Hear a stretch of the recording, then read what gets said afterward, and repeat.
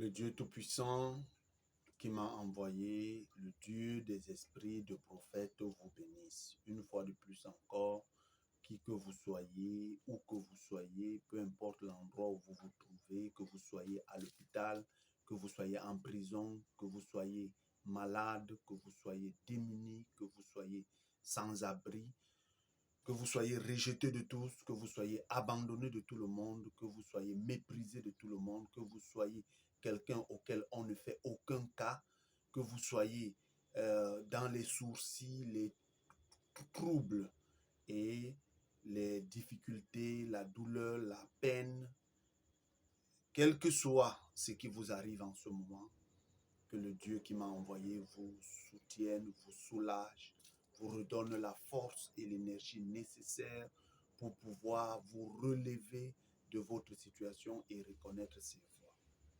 Reconnaître sa volonté qui est de recevoir celui qui l'a envoyé et de manifester l'amour parfait. Je suis le prophète Essono Ambroise, messager du chant du coq qui apporte le réveil des vierges et la manifestation des fils de Dieu. Et cela a lieu uniquement par l'Esprit Saint et rien que l'Esprit Saint qui est le véritable Dieu. Car tous les Saints-Esprits sont faux. Tous les Saints-Esprits sont des divinités que l'on retrouve partout. Tous les Saints-Esprits sont religieux. Or, l'Esprit Saint n'est pas religieux.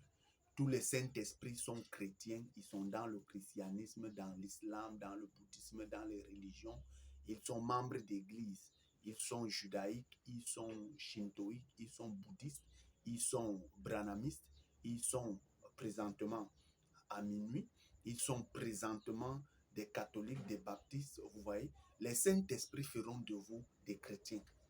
Les Saints-Esprits vous feront appartenir au christianisme. Les Saints-Esprits vous feront être des musulmans, des bouddhistes, des shintoïstes et tout le reste que vous voyez là. Et il vous a été dit à minuit que si vous pensez avoir eu un Saint-Esprit, jetez-le. C'est ce qu'il vous a été dit à minuit. Que si vous pensez avoir eu un Saint-Esprit, jetez-le. Vous voyez? Et de ce fait, il vous a été dit beaucoup de choses à minuit, mais vous devez savoir que minuit accomplit 2 dispensations. Elle accomplit 2 phases dans son ministère. Voilà, elle accomplit 2 phases dans son ministère. Elle accomplit la phase du fidèle serviteur, c'est-à-dire blanchi, purifié et affiné. Ensuite, le même ministère accomplit aussi le méchant serviteur qui agira méchamment et qui ne comprendra absolument rien de tout ce que Dieu est en train de faire. Parce que le troisième pôle, on ne saisit pas le troisième pôle. Vous ne pouvez pas saisir Dieu. Vous voyez? Et de ce fait, beaucoup de personnes se demandent pourquoi est-ce que je m'attaque. Bon, d'après eux, c'est que je m'attaque à minuit et d'après eux, je combats minuit. Vous voyez? Beaucoup de personnes pensent comme ça, que je combats minuit, que je m'attaque à minuit. Mais dites-moi un peu, de vous à moi, de cœur à cœur, est-ce que ce n'est pas la méchanceté qui vous fait parler ainsi?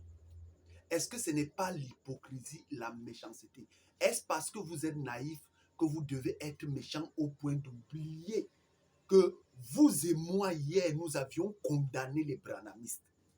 Vous et moi, nous avions condamné les branamistes.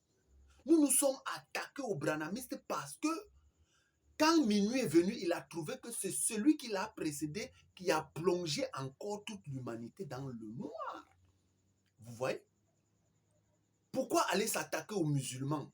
Les musulmans, ce n'est pas eux qui plongeaient le plus les gens dans les ténèbres quand les branamistes sont venus. Les branamistes sont venus, ils ont éclairé un certain temps quand le prophète était sur la terre. Mais quand il est mort, je vous dis qu'il n'y a pas une religion sur la face de la terre qui a plongé les gens dans les ténèbres comme les branamistes lorsque Kako Philippe est entré en scène.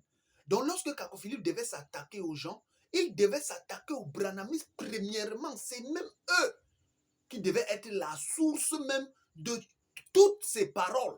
Parce que c'est eux qui détenaient, qui étaient censés détenir la lumière. C'est eux qui étaient censés recevoir Kako Philippe. Vous voyez? De la même manière que quand Branham est venu sur la terre, il s'est attaqué aux pentecôtistes. Pourquoi? Il s'est attaqué parce que c'était les pentecôtistes qui étaient censés le recevoir. Vous voyez? C'était les pentecôtistes qui étaient censés préparer tout pour attendre Branham. Vous voyez? Et quand William Seymour est venu, il s'est attaqué aux baptistes et à tous ces gens-là. Pourquoi? Parce que c'était eux qui étaient censés recevoir William Seymour. Et c'est ainsi en toutes les générations. Vous voyez? Jésus s'est attaqué aux pharisiens et sénistes et tout ça parce que c'était eux qui étaient censés le recevoir. Vous voyez? Jésus s'est attaqué à eux. Vous voyez? Jean-Baptiste n'a même pas eu le temps. Jean-Baptiste là, pourquoi Jésus ne s'attaque pas à lui? Parce que Jean-Baptiste n'a pas eu le temps. Ils sont nés presque au même moment, lui avec Jean le Baptiste. Et Jean-Baptiste, sa mission était de venir présenter l'agneau. Ce n'était pas de venir avoir des peuples et tout ça, non. Mais c'était pour venir plus, sa mission était de présenter l'agneau. Vous voyez? Et Jésus et Jean-Baptiste sont nés presque au même moment. Ils avaient l'écart seulement de 6 mois. Vous voyez? Donc, Jésus ne pouvait pas s'attaquer à Jean-Baptiste parce que Jean-Baptiste n'a pas eu le temps de préparer les gens. Vous voyez? Et Jean-Baptiste a même fait combien de temps sur la terre? À peine, même s'il a même fait même 3 ans de ministère. S'il a même fait même, j'ai dit, s'il a même fait même 3 ans de ministère. Donc, c'est les pharisiens, le temple qui était là, qui était censé recevoir Jean-Baptiste. C'est pourquoi Jean-Baptiste s'attaquait à eux, s'attaquait, les appelait races des vipères. Parce que comment Dieu peut vous laisser les biens? Dieu peut vous laisser le temple.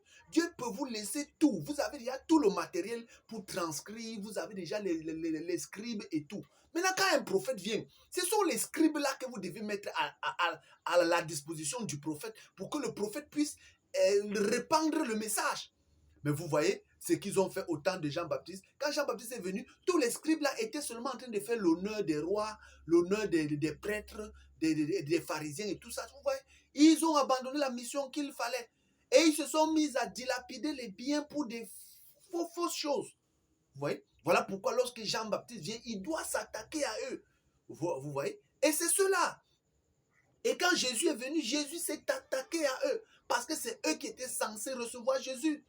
Normalement, quand un prophète vient, comme vous voyez, les catholiques, eux, remplacent les papes avec l'autre pape. Le pape qui vient ne dilapide pas tout. Vous voyez? Là-bas, ils font ça. Le pape qui vient là augmente encore l'autre. Et l'autre pape qui va venir va trouver ce que l'autre laisse. Il vient augmenter selon que eux ils sont en train de faire là-bas. Mais normalement, chaque prophète qui vient devait travailler, laisser l'autre venir et préparer le terrain pour que l'autre vienne se placer et continuer l'œuvre aussi facilement. Mais du côté de Dieu, non. La méchanceté est de taille.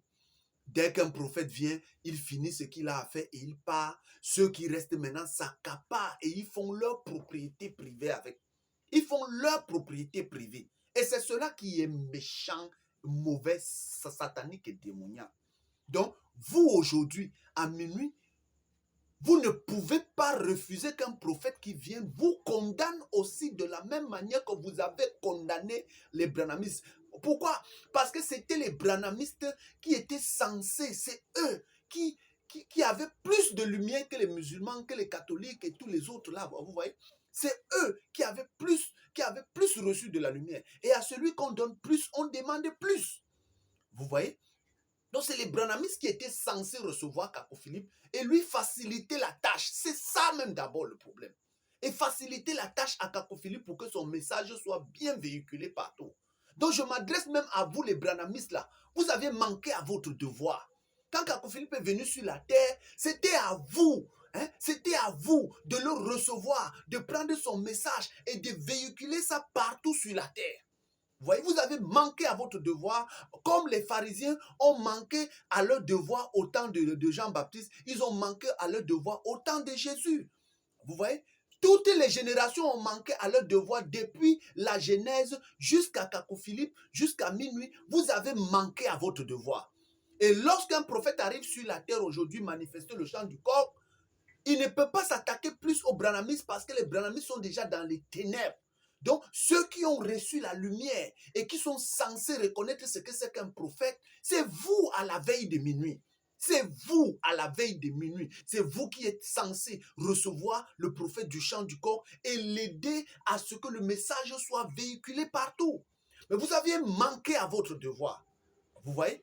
J'étais au milieu de vous, vous m'avez méprisé, vous m'avez chassé, vous m'avez appelé démon, vous m'avez appelé diable, vous m'avez appelé séducteur, vous m'avez appelé de tous les noms.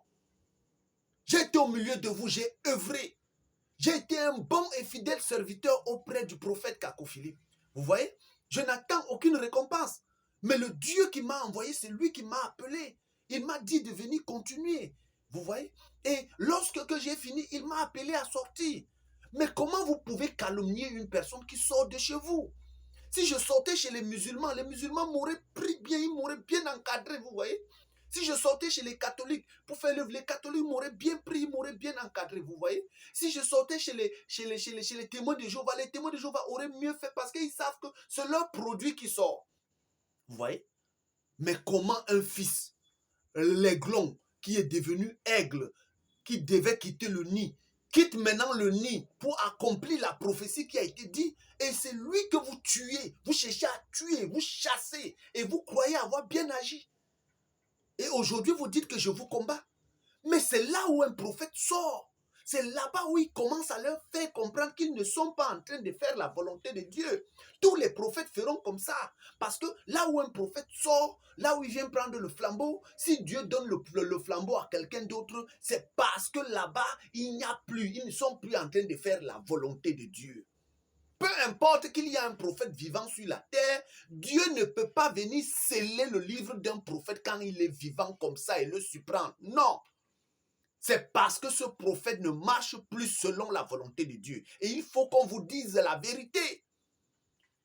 Quand Kako Philippe condamnait Branham, les branhamistes aussi étaient en train de s'acharner sur lui. Pourquoi tu condamnes? Ils l'ont rejeté parce qu'il condamnait. Vous voyez? Les pharisiens ont rejeté Jésus parce que Jésus condamnait les pharisiens. Il le condamnait amèrement. Les pharisiens ont rejeté Jean-Baptiste parce que Jean-Baptiste le condamnait. Vous voyez? Et vous aujourd'hui, vous me rejetez non pas parce que je suis un voleur, non pas parce que je suis un meurtrier ou un bandit ou un homosexuel ou quelqu'un qui a une mauvaise vie, mais vous me rejetez parce que je vous déclare que je suis prophète et parce que je vous condamne. Vous voyez? Et la chose doit être ainsi. C'est comme ça que vous devez regarder les choses. Or, c'est vous, à la veille de minuit, qui étiez censé me recevoir. C'est vous qui étiez censé m'alléger la tâche. C'est vous qui étiez censé m'aider à ce que le message de Dieu soit véhiculé partout. Parce que vous aviez reçu assez que les branhamistes, vous aviez reçu assez que les catholiques, vous avez reçu assez que les pentecôtistes. Mais qu'est-ce que vous en avez fait? Vous vous êtes assis gaillardement, méprisez Dieu. Méprisez Dieu. Vous vous êtes assis, élevez l'homme de Katadi, l'élevez jusqu'à ce que vous allez toucher les cieux. Hein? Vous avez élevé l'homme, c'est-à-dire vous avez pris l'homme de Katadi, vous l'avez fait Dieu dans vos vies, au profit de Satan, au lieu de d'honorer Dieu. Malgré même qu'il vous a dit qu'il n'est pas la destination, malgré même qu'il vous a dit qu'il n'est pas le Christ, il n'est pas Jésus, mais que l'Esprit Saint est son chef. Mais même devant lui, vous avez méprisé l'Esprit Saint. Vous avez méprisé Dieu. Et vous avez voulu recevoir l'Esprit de Dieu après avoir méprisé Dieu. Comment Dieu pouvait vous donner son Esprit après que vous l'avez méprisé? Même votre prophète, l'homme de Katadi, vous a dit que l'Esprit Saint est son chef et que même lui, il n'a pas parole devant l'Esprit Saint. Mais est-ce que vous avez compris cela? Jusqu'à aujourd'hui, vous avez élevé l'homme de Katadi jusqu'à le mettre au rang de Dieu et Dieu vous l'avait jeté à la poubelle. Et c'est pourquoi mon livre, s'il contient une chose, c'est parce que vous effacez tout. Si tous les prophètes effaçaient aussi comme vous effacez là, vous auriez eu l'histoire de quel prophète? Est-ce que vous auriez eu l'histoire des mauvais agissements de David? Est-ce que vous auriez eu l'histoire de mauvais agissements de Salomon? Ou du mensonge de 1 roi 13, le vieux prophète? Est-ce que vous auriez eu l'histoire d'Abraham qui prend la dot, hein? Qui prend la dot de sa femme? Hein? Tous ces gens-là, si eux aussi, ils effaçaient leur vie, ils effaçaient ce qu'eux, ils faisaient, ils effaçaient tout. Vous aurez eu l'histoire où? Même les notes qu'ils étaient censés figurer dans le livre, les notes même, c'est-à-dire la vie même d'un prophète, tout on note. On n'efface pas, on laisse. Quand tu as même mal agi, pourquoi effacer? Laisse ça là. C'est ta vie. Laisse ça. Ça va servir de leçon à ceux qui viendront. Quand ils verront, ils disent, oh, mon prédécesseur, voici ce qu'il a fait. Il faut que moi, je fasse attention. Mais quand vous voulez montrer au monde que vous agissez bien en effaçant, vous voyez, jusqu'à preuve de contraire aujourd'hui, vous continuez d'effacer un livre que Dieu a scellé. C'est-à-dire, Dieu a autre chose dans les cieux, vous avez autre chose sur la terre. Vous avez déjà entendu ça où? Vous avez entendu ça où? Jérémie a repris le livre parce qu'on a brûlé son livre. Hein? Jérémie avait son livre et il n'avait pas Internet et tout le reste. Jérémie, c'est parce que Jérémie, là, on a brûlé son livre qu'il a repris.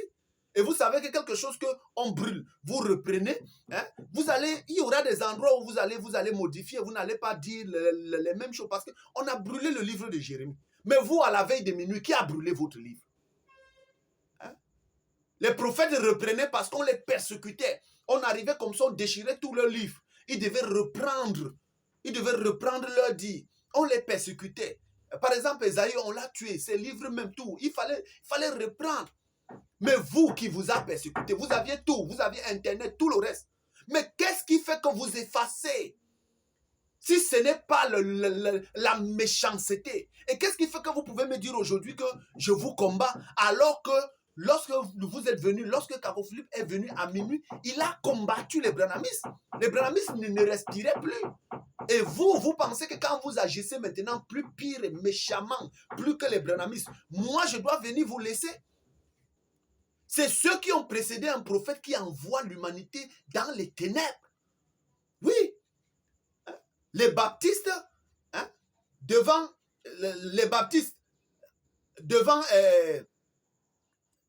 qui sont venus après Sémou, ils ont plongé l'humanité dans le chaos. Hein, et Sémou est venu, Sémou devait les réprimander. Jusqu'à ce qu'on a même, la femme baptiste, là, elle a même chassé Sémou de chez elle. Les gens ont persécuté Sémou, ils l'ont chassé, mais il a continué à les condamner. Jusqu'à ce que, hein, eux-mêmes, ils voient que c'était réellement Dieu. Vous voyez cela? Et c'est ce que vous devez donc comprendre. Et de la même manière, vous verrez que William Branham, quand il est venu, mais les pentecôtistes, c'était eux qui sombraient l'humanité en ce moment. Ils envoyaient l'humanité dans le chaos. William Branham est venu les condamner jusqu'à les appeler des bébés pentecôtistes. Vous pensez que c'était facile pour lui? Et Kako Philippe est venu après Branham. Qui étaient en train de sombrer l'humanité dans le chaos? Or, c'était eux qui étaient censés recevoir Kako Philippe. Et aujourd'hui, lorsque je viens, vous pensez que les qui sont en train de faire sombrer l'humanité? C'est vous à la veille de minuit. C'est vous qui êtes en train de faire sombrer l'humanité. Dieu vous dit une chose par le prophète. Vous allez voir le prophète qui l'enlève. Et lui aussi, il obéit. Il vous écoute, il l'enlève. Si vous n'êtes pas tous méchants, le maître comme les élèves, vous êtes méchants. Parce que le maître ne devait pas faire la volonté du peuple par rapport à Dieu. Un prophète doit faire la volonté de Dieu. Et peu importe où ce prophète se trouve, allez lui dire qu'il est méchant. Il devrait faire la volonté de Dieu. Un prophète ne peut pas laisser ce que Dieu a dit pour aller écouter ce que le peuple dit. Un prophète ne peut pas aller modifier le livre parce qu'un peuple se plaint. Le peuple a toujours été néfaste devant Dieu. Le peuple n'a jamais été dans la volonté de Dieu. Et c'est à cause de vous, le peuple, que les prophètes se comportent mal. C'est vous qui allez toujours vouloir corriger le prophète. Et le prophète se sent mal dans sa peau. Il est obligé de changer les choses pour vous faire plaisir. Et un prophète qui ne se tient pas sur ce que Dieu dit et veut se faire bien voir devant le peuple, c'est un méchant. Allez le dire ainsi. C'est un méchant. Un prophète est envoyé de Dieu. Si Dieu ne l'avait pas envoyé, vous l'aurez connu où? Si Dieu ne m'avait pas envoyé, vous m'aurez connu où? Tout ce qu'il a aujourd'hui, tout ce qu'il fait, tous les honneurs qu'on lui donne, c'est grâce à Dieu. Si Dieu ne l'avait pas envoyé, vous devez le connaître où? Et aujourd'hui, Dieu l'envoie au lieu de reconnaître Dieu. Vous êtes reconnu à la place de Dieu. C'est la méchanceté, c'est le diable, c'est Satan. Vous effacez les livres, vous effacez comme à votre convenance. Hein? Vous effacez à votre convenance. Si c'est bien Quel est le livre? Vous dites que Jésus est avec le message de Caco-Philippe. Jésus est avec le message de Caco-Philippe. Bon, d'accord. Mais quel est ce genre de message que Jésus est là, qu'on efface de gauche à droite, on efface de gauche à droite? Hein? On efface un message où Jésus se trouve de gauche à droite. Si vous n'êtes pas en train d'accomplir Matthieu 24, 48 à 51, hein, où il est dit que les méchants, c'est un serviteur méchant, vous effacez au profit du peuple. Aujourd'hui, les mêmes gens que vous avez condamnés, vous leur avez appelé diable, démon. Ils ne sont pas venus se repentir, mais vous courez maintenant vers eux. Pourquoi? Comment vous pouvez appeler les gens démons? Vous les appelez diable du début jusqu'à la fin. Et quand maintenant le ministère finit, c'est là où vous courez maintenant le tendre la main. Ça là, vous avez entendu ça où?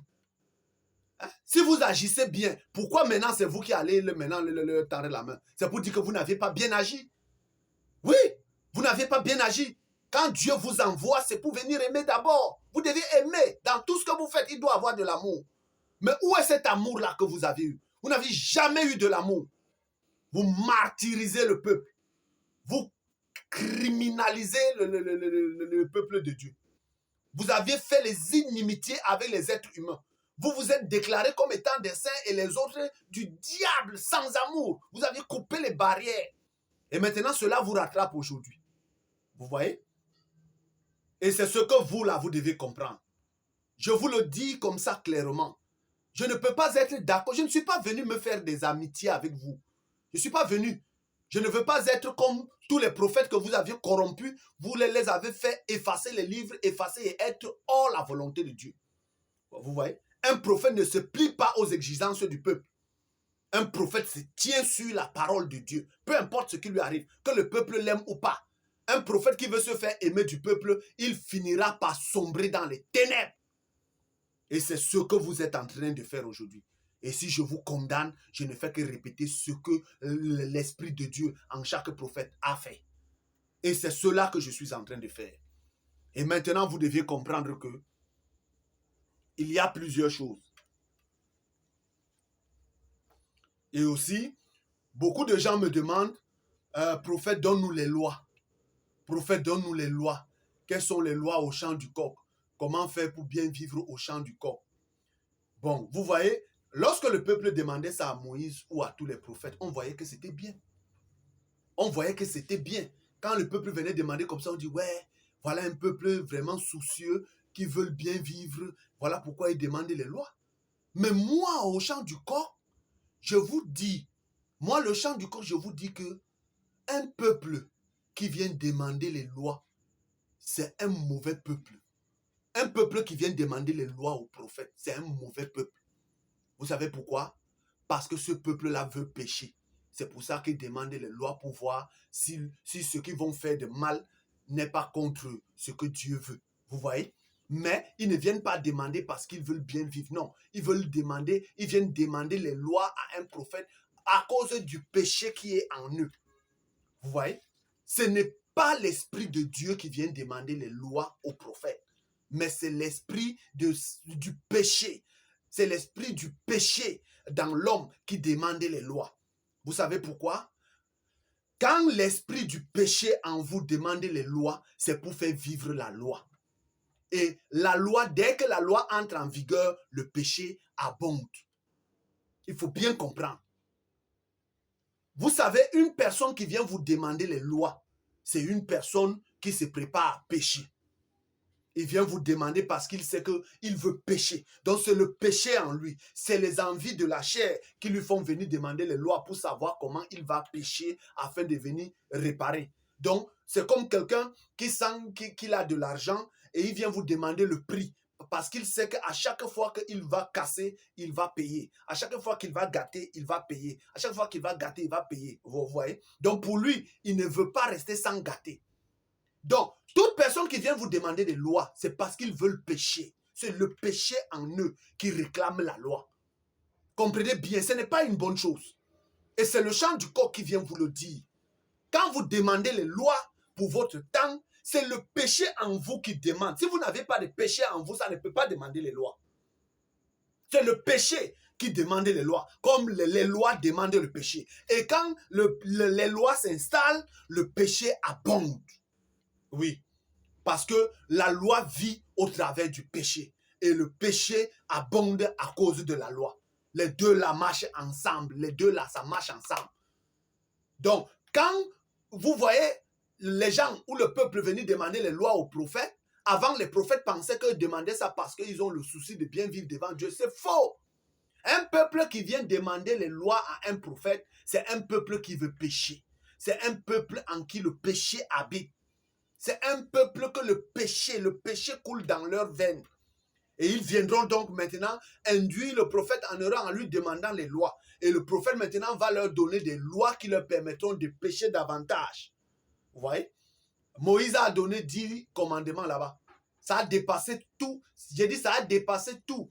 J'ai dit d'abord les commandements que Dieu a donnés depuis Adam là-bas jusqu'à Jean le Baptiste. Ça les a dépassés. Ça les a tapés aller-retour. Personne n'a eu à vivre cela. Jésus est venu là réduire ça en 2 commandements. Tu aimeras ton Dieu de tout ton cœur et de toute ton âme et tu aimeras ton prochain comme toi-même. Voilà les 2 commandements. Les 2 commandements là, ça a tapé tout le monde. Ça a tapé tous les peuples de génération en génération. Ils n'ont pas pu. Mais chaque fois qu'un prophète vient, il vient demander les lois. Hein? Vous avez 2 lois. Aime ton Dieu de tout ton cœur et de toute ton âme. Aime ton prochain comme toi-même. Hein? Comme toi-même, aime-le. Mais vous n'arrivez même pas à faire ça, mais vous venez demander d'autres lois. Si les 2 là, vous n'arrivez pas à gérer les 2 là, vous venez demander d'autres lois, est-ce que réellement, c'est l'Esprit de Dieu qui demande ça?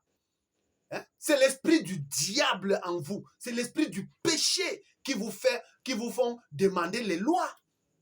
Parce que vous voulez les lois pour que le péché subsiste. S'il n'y a pas de loi quelque part, le péché ne peut pas subsister. C'est la même chose que si vous parlez tous les jours de péché, péché, péché. Voilà pourquoi quand vous parlez tous les jours péché, péché, péché, vous vous retrouvez en train de pécher, pécher, pécher. Oui. Parce que tout votre langage, c'est péché, péché, péché, péché, péché, péché, péché.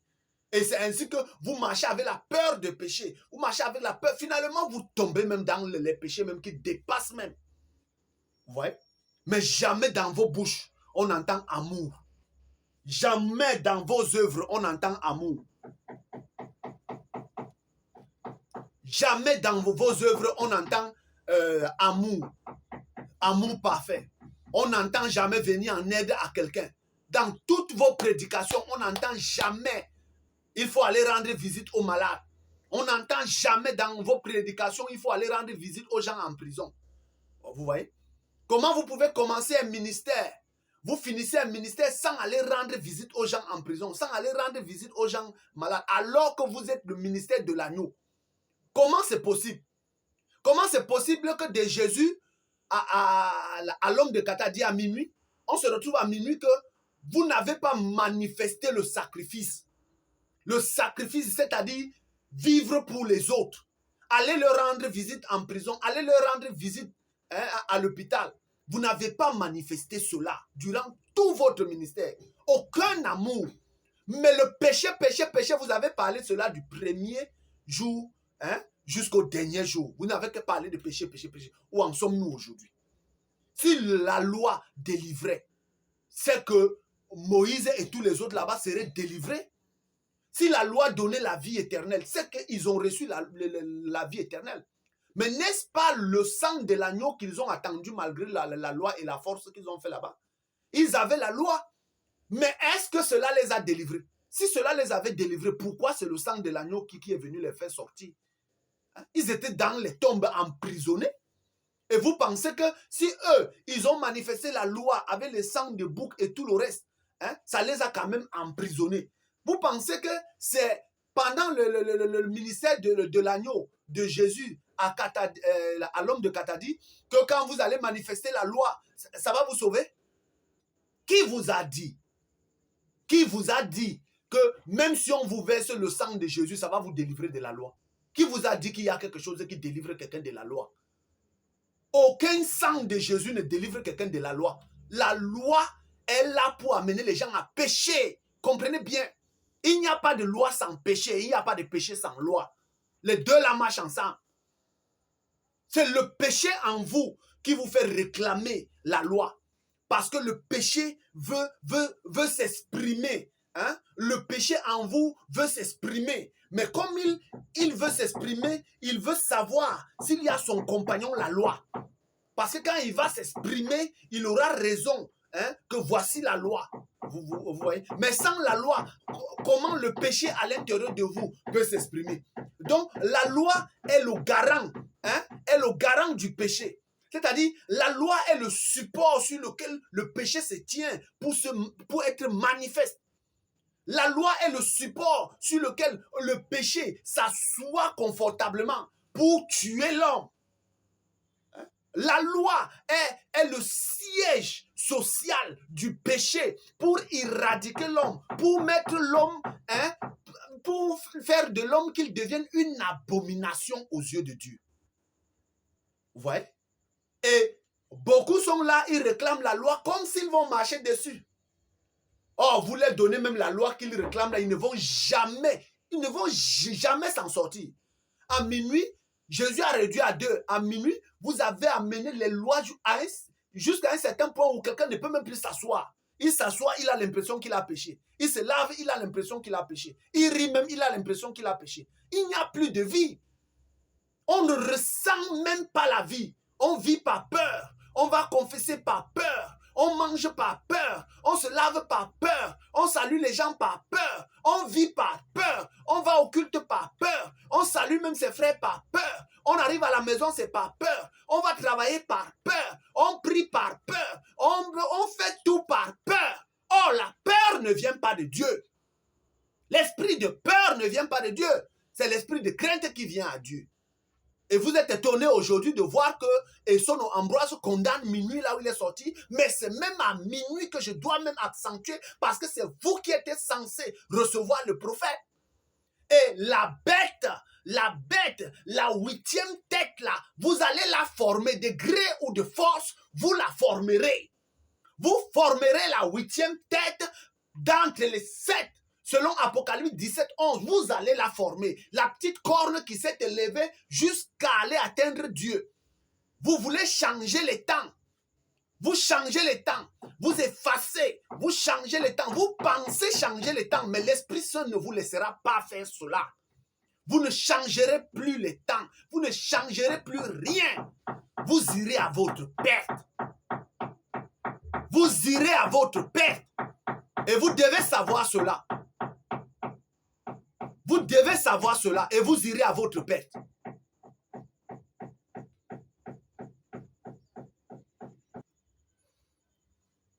C'est à votre perte. Donc, comprenez une fois pour toutes, où que vous vous trouvez, lorsque vous avez besoin qu'on vous donne les lois, il faut comprendre que ce qui vous fait demander les lois, ce n'est pas l'Esprit de Dieu. Parce que le chant du coq vous a déjà dit que manifester l'amour, c'est la loi de Dieu pour votre salut aujourd'hui. Avez-vous déjà manifesté l'amour? Vous voyez? Et c'est la même chose, Jésus dit que aimez Dieu de tout votre cœur et de toute votre âme et aimez votre prochain comme vous-même. Vous n'avez pas fait cela. De toutes les générations, ils ne le font pas. Mais ils courent vite pour demander encore au prophète quelles sont les lois que nous devons. Tu as d'abord manifesté l'amour là. As-tu aimé Dieu de tout ton cœur et de toute ton âme avant d'élever un homme à la place de Dieu? Avant d'ignorer ce que l'ange dit par son prophète. L'ange dit une chose par son prophète. L'ange dit une chose par son prophète. Et vous venez, vous ignorez ce que l'ange dit par le prophète. Vous venez prendre la parole du prophète simplement. Est-ce que ça a un sens? Le prophète vous dit que hein, c'est Dieu. C'est un commandement de Dieu. Il dit bien ça. Mais il vous a dit. Et vous serez condamné par ça. Le livre que vous êtes en train de rectifier maintenant là, est-ce que c'est ça qui va vous juger? Tout ce que vous rectifiez maintenant, les lois que vous rectifiez maintenant là, entre les lois que vous mettez dans le livre maintenant et ce que l'ange est parti avec, qu'est-ce qui va vous juger? Si vous voulez, allez effacer tout. Effacez tout. Vous allez agir comme ça, vous allez agir méchamment.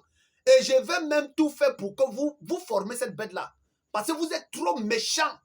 Je vais vous chasser. Oui. Vous êtes tellement si méchant à un point où on n'a même pas envie de croire que c'est Dieu qui a même envoyé un prophète. Vous êtes tellement si méchant Vous donnez vraiment, vraiment une amertume dans le cœur. Vous ne donnez même pas l'envie même aux gens de croire même. Vous ne donnez pas l'envie. Et c'est ainsi que vous n'avez jamais prêché le message même de Kako Philippe. Vous n'avez jamais fait même comprendre ça avec amour. C'est toujours avec arrogance, hypocrisie et mépris et méchanceté. Donc, vous qui êtes les fils de Dieu, vous ne pouvez pas demander la loi. Toute personne qui vient demander la loi, c'est parce qu'il veut pécher. C'est le péché en lui qui réclame la loi pour mieux s'asseoir. C'est comme lorsqu'un bandit arrive chez vous, il veut savoir, la première des choses, il veut connaître les entrées et les sorties de chez vous. Parce qu'il y a le péché du vol en lui qui veut s'exprimer. Maintenant, dès que vous lui montrez les entrées et les sorties, alors il s'arrange à voler et sortir de manière à ce que vous ne puissiez pas le voir. C'est pour ça que les gens viennent demander les lois. Parce qu'ils veulent pécher pour mieux dribbler, pour mieux faire, pour mieux arranger leur confession, pour mieux faire. Vous n'aurez plus cette possibilité-là. Il n'y a plus le sang sur le propitiatoire. Depuis que Jésus est mort, il est ressuscité. Jésus n'est pas allé s'asseoir sur le trône directement. Quand Jésus a ressuscité, il est allé sur le propitiatoire. Quand il est monté là, il est allé sur le propitiatoire. Il a intercédé jusqu'à pour le dernier élu. Jusque pour le dernier élu qui vient au troisième poule. Il a intercédé. Et quand le dernier élu est déjà entré, alors il se lève, il met fin. L'intercession a cessé. Vous voyez? Depuis 2022, l'intercession a cessé. Jésus a quitté le propitiatoire. Il est venu comme étant, il n'était plus comme l'agneau qui pleurait, qui intercédait, qui pleurait. Père, pardon leur car ils ne savent pas ce qu'ils font. Il a cessé ça parce que vous êtes méchants, vous êtes tellement hypocrites. Il a compris qu'on ne peut pas pleurer pour vous pour longtemps. Il faut maintenant la verge, il faut la chicotte. Oui, parce que l'être humain, tant que tu ne lui fouettes pas, tu ne lui administres pas la colère ardente de Dieu, il ne comprendra pas. Tant que tu ne tues pas l'être humain, tu ne le tues pas, tu ne lui fais pas vivre l'horreur, il ne comprendra pas et il ne craindra pas. Alors Jésus a quitté le propitiatoire, comme dans Daniel 7, on a dressé les trônes et il vient maintenant s'asseoir comme l'ancien des jours. Et il a fait venir Zorobabel. Oui, comme étant l'ancien des jours, il a convoqué Zorobabel le 24e jour du 9e mois, qui est le 24 décembre 2022. Il a convoqué Zorobabel et il a dit à Zorobabel, comme tes mains ont commencé à construire ma maison, alors tes mains finiront, achèveront. C'est Zorobabel qui achève. C'est Zorobabel que je suis qui vient achever. Et quand vous demandez pourquoi je réprimande, je prends les portions de Kako Philippe, est-ce que c'est pour vous? Qui vous a dit que les paroles de Kako Philippe, c'est pour lui? Les paroles de Kako Philippe, ce n'est pas pour lui. C'est parce qu'on ne vous a pas enseigné qui est Dieu. On vous a enseigné qui est l'homme Kako Philippe. On ne vous a jamais enseigné qui est Dieu. Hein? On ne vous a jamais enseigné qui est Dieu. Si on vous enseignait qui est Dieu, vous ne devez pas laisser les paroles de Dieu pour aller suivre l'homme. Les paroles qui sont dites à minuit, ce n'est pas les paroles de Kako Philippe. Comme si vous allez venir me réclamer. Pourquoi tu prends les paroles? C'est pour vous. Ces paroles sont venues pour l'humanité. Ces paroles, ce n'est pas pour vous. C'est pour l'humanité. Vous vous appropriez, vous changez, vous effacez. C'est diabolique et c'est satanique. Quand Dieu donne sa parole, ce n'est plus... Quand ça sort du prophète, tant que c'est dans le prophète, c'est lui. Mais quand ça sort déjà de sa bouche, ce n'est plus pour lui. Les paroles que moi je vous dis là, tant qu'elles sont en moi, je gère ça comme je veux. Mais quand ces paroles-là sortent déjà et que c'est sorti, il n'y a plus lieu de venir effacer. Si j'ai mal exprimé cela, je laisse ça comme ça. Et je reviens vous dire que voici, telle chose, j'ai mal exprimé, je n'ai pas bien compris. Pourquoi venir montrer que je suis bon si je peux faire l'erreur? Tout prophète fait les erreurs. Il n'y a pas un prophète qui ne fait pas d'erreur. Un prophète qui ne fait pas d'erreur, alors c'est Dieu. Tout prophète fait des erreurs. Tout prophète a des incompréhensions. Je dis tous les prophètes ont des incompréhensions. Puisque la chair-ci est comme une prison qui nous empêche de percevoir Dieu. Vous voyez? De percevoir et de marcher selon la volonté de Dieu. Alors ce n'est pas correct. Vous devez craindre plus Dieu que l'homme. Vous ne devez pas craindre l'homme plus que Dieu. Et c'est le péché. Donc, ce que je suis en train de faire, c'est de ramener toutes les notes qui ont été effacées et que Dieu a parlé. Le même Dieu qui a parlé quand il était avec Kakou Philippe, c'est le même Dieu qui parle en moi. Et ce qu'il a dit à Kakou Philippe, que Kakou Philippe a effacé, je vais ramener cela. Je vais ramener cela parce que c'est pour le peuple, ce n'est pas pour Kakou Philippe. Ce n'est non plus pour vous à minuit, mais c'est pour le peuple qui est là et c'est pour le peuple à venir. Vous ne devez pas vous accaparer de la parole de Dieu et en faire un sujet de famille ou d'héritage exclusivement. Quand une parole sort, ce n'est pas pour vous, mais c'est pour le peuple. Et vous n'avez aucun droit d'aller effacer quoi que ce soit. Vous n'avez pas ce droit-là. Surtout quand le livre a déjà été scellé. Et même quand vous dites une chose et que ce n'est pas ça, revenez dire autre chose et vous expliquez les raisons. Et les gens sont assez matures pour comprendre. Les gens sont matures pour comprendre que nous sommes des humains. Un prophète peut mal comprendre une chose, il vient, il interprète ça mal. Et quand il comprend bien la chose, il revient vous dire que mes frères, voici ça. Ça là, j'avais mal compris. Et c'est humain. C'est humain. Dieu seul ne fait pas d'erreur. Quand un prophète veut maintenant faire comme s'il ne fait pas d'erreur et vous arranger les choses de vous-même, c'est satanique et c'est diabolique. C'est satanique et c'est diabolique. Je suis Zorobabel. Je le suis. Pas par la force ni par la puissance, mais je le suis par l'Esprit de l'Éternel. Je suis Zorobabel. Celui-là qui a commencé la construction de la maison de l'Éternel et celui-là dont Dieu dit qu'il achèvera. C'est Zorobabel qui achève et personne d'autre. Et c'est Zorobabel qui vient avec le plomb pour dire que ici ce n'est pas ça. Et je vous dis qu'à minuit ce n'est pas ça. Et il n'y a pas que minuit, au temps du soir, ce n'est pas ça. À ceci, ce n'est pas ça. Jusqu'à la Genèse. De la Genèse jusqu'à minuit, c'est Zorobabel qui viendra vous dire que ce n'est pas ça. C'est lui qui vient avec le plomb. On n'a jamais dit que c'est la veille de minuit qui vient avec le plomb. On n'a jamais dit que c'est le temps du soir qui vient avec le plomb. Zacharie 4, verset 10, ne dit pas que c'est minuit qui vient avec le plomb. Aucun minuit, aucun veille de soir, aucun autre prophète n'est venu avec le plomb pour venir mettre comme ça de la Genèse jusqu'à minuit, jusqu'à la fin des temps. C'est Zorobabel qui achève la construction de la maison de l'Éternel. Et c'est le troisième pôle. Le troisième pôle, c'est l'Esprit Saint. Et si vous n'avez pas l'Esprit Saint, si vous voulez, soyez un pieux, branhamiste, soyez un frère qui vit la sainteté. Vous avez vécu même quelle sainteté? Vous savez même ce que vivre la sainteté? On vit la sainteté quand on a l'Esprit Saint. C'est l'Esprit Saint en vous qui vous rend saint. Ce n'est pas les œuvres que vous faites, les œuvres des mains d'hommes. Hein? On vous dicte les lois, vous allez observer, vous dites que c'est ça qui vous fait être saint. Vous dites que vous vous confessez, c'est ça qui vous rend saint. Mais c'est faux. Ce n'est pas la confession publique qui vous rend saint. Jamais. La confession publique n'a jamais rendu quelqu'un saint. Sinon, ce n'est pas vous qui confessez aujourd'hui. Les Adam confessaient. Les Jésus même, partout là, en leur temps confessaient. Ils confessaient publiquement. Les Jean-Baptiste, hein, tous ceux de la loi là-bas confessaient. Ils confessaient les péchés publiquement. Ils confessaient publiquement. Mais est-ce que cela les a rendus saints? Ça ne les a jamais rendus saints. Et vous pensez qu'aujourd'hui, c'est la confession publique qui vous rend saint, qui vous a menti comme ça. Vous pensez que c'est la confession publique qui vous fait vivre la sainteté? C'est faux.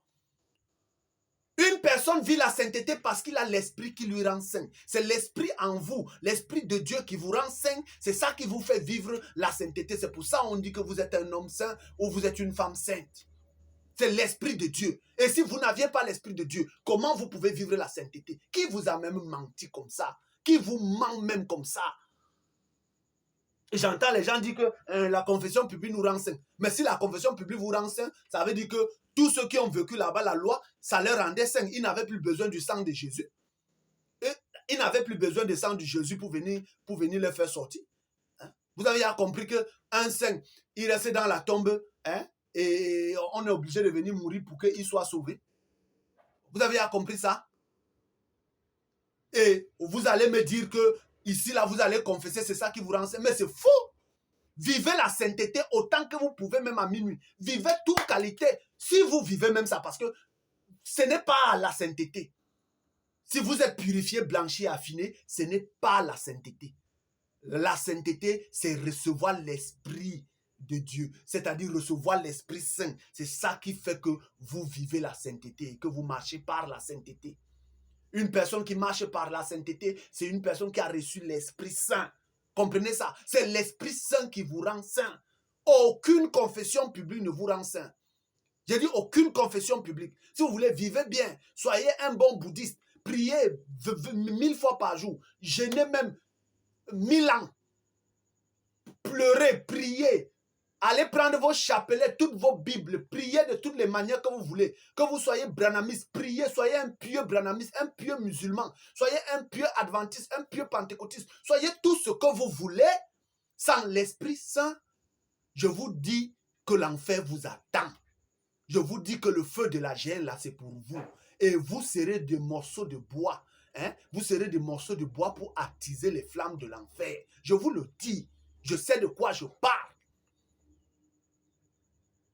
Alors, un véritable fils de Dieu ne viendra pas demander la loi, mais il demandera, quand il a compris que c'est l'amour parfait, alors il demandera à ce que Dieu l'aide à vivre l'amour parfait. Mais on vous parle de vivre l'amour parfait. Vous ne vivez même pas, mais vous venez demander les lois. On dit manifester l'amour. Vous dites vous êtes fils de Dieu, non? Manifestez l'amour. Aimez donc les gens. Puisque Dieu est amour, Dieu aime tout le monde. Si vous êtes fils de Dieu, aimez. Laissez les affaires de loi, aimez. L'amour parfait ne marche pas avec les lois de la chair. La loi, c'est la chair. C'est les œuvres de la chair. La loi, c'est l'écriture. Vous voulez tuer l'écriture, l'écriture, l'écriture. L'écriture, là, ça tue. La lettre tue. Mais c'est l'esprit qui vivifie. Il vivifie pourquoi? Parce qu'il vous rendra humain. Il va vous rendre sensible à la douleur des autres. L'esprit va vous rendre sensible aux pleurs des autres. L'esprit va vous rendre... Quand quelqu'un meurt à côté de vous, ça vous touche. Quand quelqu'un est malade à côté de vous, ça vous touche parce que c'est l'esprit qui vivifie. L'esprit vivifie votre âme, il vivifie votre cœur, il vivifie votre être. Hein? À ce que lorsque quelqu'un pleure la famine, ça vous touche. Lorsque quelqu'un pleure le mal de tête à côté de vous, ça vous touche. Vous êtes touché par toute la souffrance des hommes sur la terre. C'est ça. Oh, la loi vous endurcit. La loi vous rend dur. La loi rend votre cœur dur. En fait, la loi vous rend mort.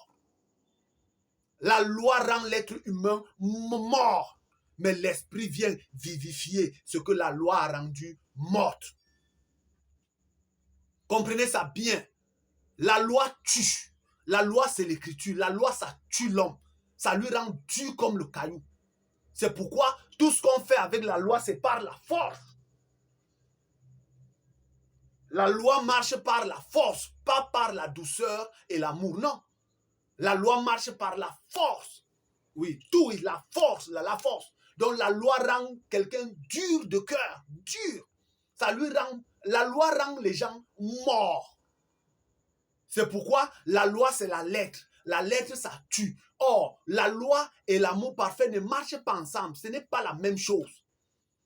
Vous ne pouvez pas être en train de manifester la loi et vouloir manifester l'amour. L'amour ne tient pas compte de la loi. L'amour ne condamne pas là où la loi condamne. L'amour ne parle pas comme la loi parle. L'amour ne pourra jamais faire les choses comme la loi fait. La loi a son chemin à gauche et l'amour a son chemin à droite. Les deux ne marchent pas sur le même chemin. Et vous devez comprendre cela. Mais si vous aimez Dieu, vous saurez que c'est la vérité. Non pas parce que je vous l'ai dit, mais parce que Dieu l'a dit. Ce que je vous dis là, c'est l'ainsi dit le Seigneur. Et vous ne me ferez pas tomber dans vos choses-là. Donne-nous la loi, donne-nous la loi. Mais ce qu'on vous a donné depuis Adam jusqu'à Kakophilie, là, vous avez vécu ça. Ça ne vous a pas dépassé? Est-ce que vous observez même ça? Pour que je vienne encore ajouter la loi, vous me prenez pour qui? Je ne suis pas venu marcher selon vous. Si les autres prophètes n'ont pas marché selon Dieu, moi je ne suis pas venu marcher selon un être humain. Je ne veux même pas qu'un être humain m'aime. Parce que l'amour fraternel, là, ça tue. Parce que votre amour fraternel est rempli de ruse, d'hypocrisie, de méchanceté. Ce que je veux, manifester l'amour de Dieu. Manifestez cela. Et c'est pour votre délivrance. C'est pour votre guérison. Oui. Manifestez l'amour parfait et vous serez libérés de tout. Il n'y a pas une barrière qui peut surpasser l'amour parfait. Il n'y a pas une maladie qui peut surpasser l'amour parfait. Ça n'existe pas. Il n'y a pas de démons qui peuvent résister devant l'amour parfait. Satan n'aime pas l'amour parfait. Les démons n'aiment pas l'amour parfait. Même la maladie n'aime pas l'amour parfait. Et vous constaterez que même une femme qui n'enfantait pas, quand elle part adopter un enfant, une femme qui est même stérile, quand elle part, elle adopte un enfant, vous voyez que du moment où elle commence à aimer cet enfant, elle manifeste l'amour parfait, vous voyez que ça part ouvrir ses entrailles. Vous voyez? L'amour parfait ouvre ce qui était stérile. Et elle enfante. Mais vous voyez, la méchanceté, c'est que quand elle finit maintenant par enfanter son propre enfant, elle jette l'autre. Vous voyez? Or, qu'est-ce qui l'a guéri? C'est l'amour parfait qu'elle a manifesté envers cet enfant. Si vous aimez les gens et que vous bénissez les gens dans tout ce qui leur arrive de bien, ce qui leur arrive de bien là, manifestant l'amour que vous avez dans le cœur, cela vous arrivera aussi à votre tour. Vous serez bénis. Et si ce n'est pas de votre vivant, vos enfants seront bénis. Quand vous manifestez l'amour, c'est comme une banque, c'est comme une réserve de richesse que vous gardez en banque. Non seulement pour vous, mais pour vos progénitures. Mais quand vous décidez de manifester l'amour par intérêt, par hypocrisie, par méchanceté, l'amour par ruse, l'amour par calcul, l'amour par peur, l'amour par honte, tout ça, c'est du diable.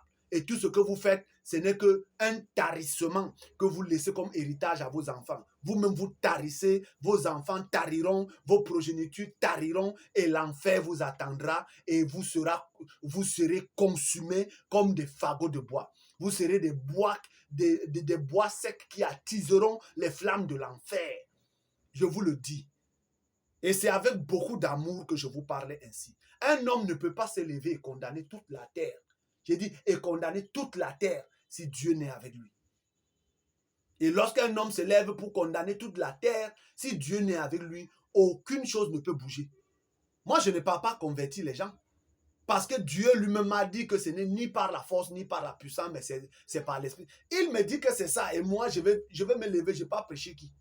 Je vous parle sur les réseaux sociaux. Je plaque sur ma page. Et c'est lui qui part chercher tous ceux qui croient. C'est ce que vous devez savoir. Maintenant, si vous pensez que tout ce que je vous dis, c'est parce que je combats un tel ou je combats ceci, mais ce sont vos voix sataniques-là qui vous conduiront en enfer. Et c'est cela. Et pour tous ceux qui m'ont entendu, vous manifesterez l'amour. Et quand vous manifesterez l'amour, ce n'est pas pour mon bien à moi, c'est pour votre bien, c'est pour votre délivrance. Vous voulez la guérison? Manifestez l'amour. Et si vous attendez que la dispensation de l'Esprit Saint viendra vous faire les riz par papa, je ne suis pas dedans. Si vous pensez que la dispensation de l'Esprit Saint viendra, c'est les miracles, c'est les guérisons que vous voulez, ça là, allez chercher les pentecôtistes, allez chercher les brennamistes, c'est eux ils vont vous faire sortir toutes les colonnes de feu que vous voulez. Allez chercher ceux qui sont fans des colonnes de feu et les miracles et tous ces genres de choses. Dieu peut le faire s'il le veut. S'il veut même faire les miracles, même jusqu'à guérir toute la terre, moi je n'ai aucun problème. Mais je ne viens pas chercher ça. Le jour où il voudra me dire que va prier, j'irai prier. Le jour où il va me dire que va opérer telle chose, j'irai opérer. Mais ce ne serait pas parce que vous demandez ou parce que vous voulez voir les miracles. Tous ceux qui demandaient les signes aux prophètes là, c'était les fils du diable. Ceux qui demandaient même les signes à Jésus, Jésus leur dirait que vous n'aurez rien. Et vous tous qui demandez quel est le signe qui t'annonce, c'est le diable qui vous anime. Et vous n'aurez rien du tout. Je ne vous donnerai rien.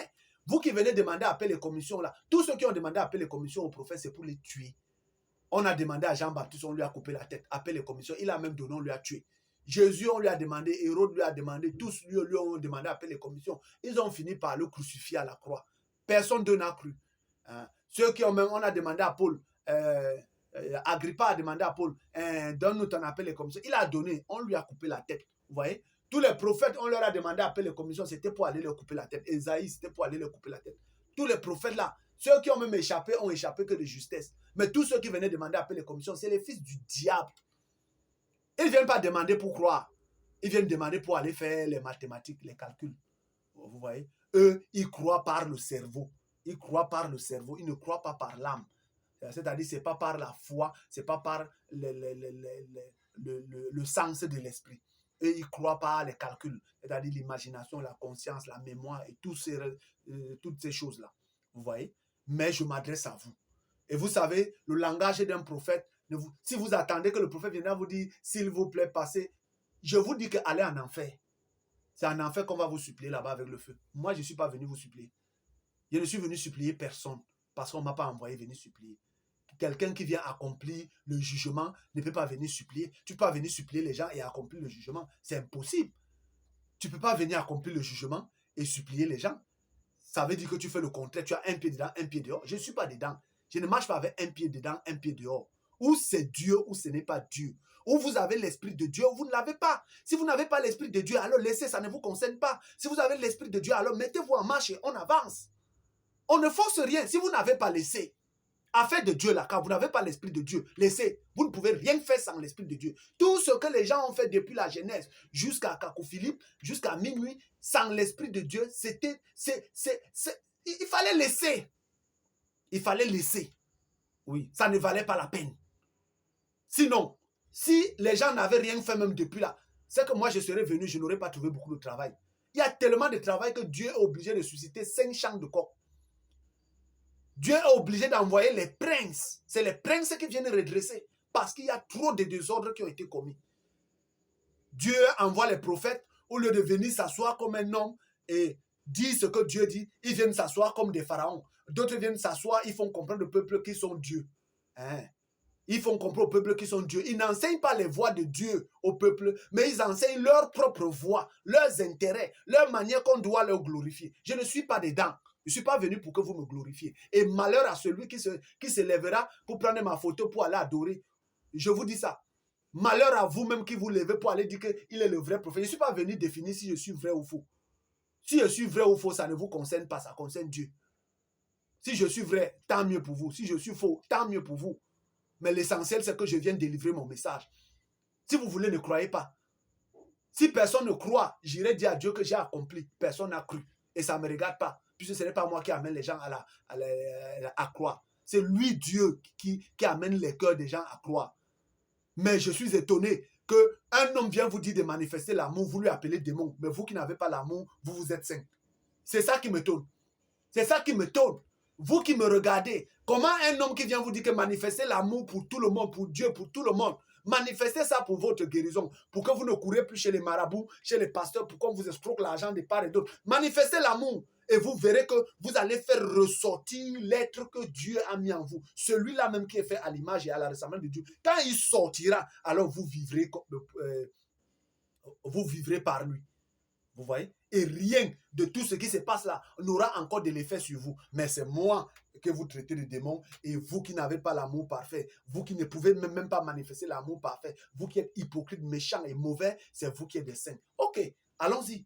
Si moi je suis un démon, c'est pour dire que de Kakou Philippe jusqu'à la Genèse, tous les prophètes qui sont venus dire ce que je dis là sont aussi des démons. Mais si c'est le cas, si c'est vous qui avez raison, alors moi et tous les prophètes là, nous on ira en enfer et vous, vous irez au paradis. Mais si c'est le cas contraire, moi-même personnellement, je veillerai à ce que tout se passe pour votre perte là. Vous irez tous en enfer là. Comprenez ça bien. Donc, que Dieu vous bénisse.